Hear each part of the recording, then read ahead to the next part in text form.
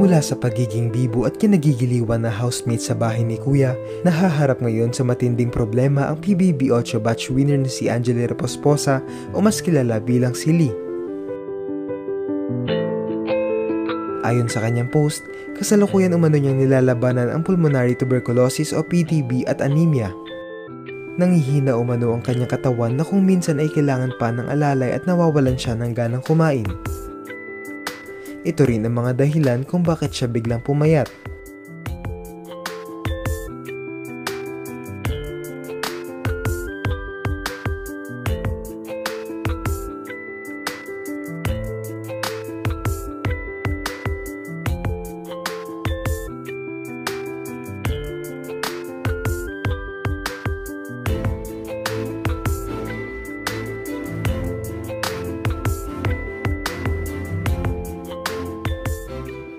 Bukod pa sa problemang ito, mabigat din na pinagdaraanan ni Lee sa kanyang mga mahal sa buhay patapos may magkomento na tulungan niya ang kanyang pamilya dahil habang siya ay nagpapakasarap sa pagkain sa mga fast food restaurant, tuyo at mantika lang umano ang inuulam ng mga ito sa kanilang lugar.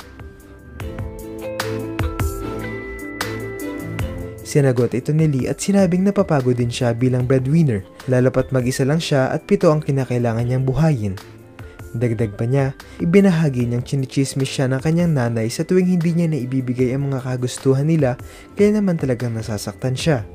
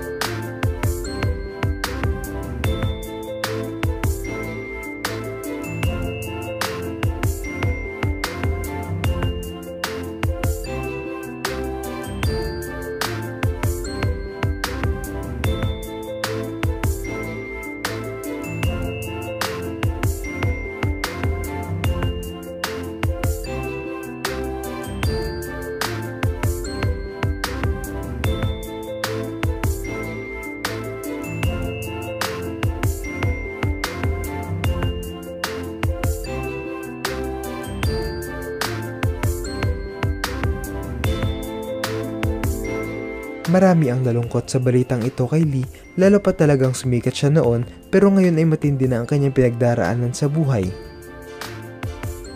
Marami pa rin ang umaasa na malalagpasan niya ito at makakabalik sa pag-aartista tulad ng mga kasabayan niyang sila Kauri Oinuma at Karina Bautista na ngayon ay patuloy na gumagawa ng pangalan sa showbiz. Ano ang masasabi niyo rito?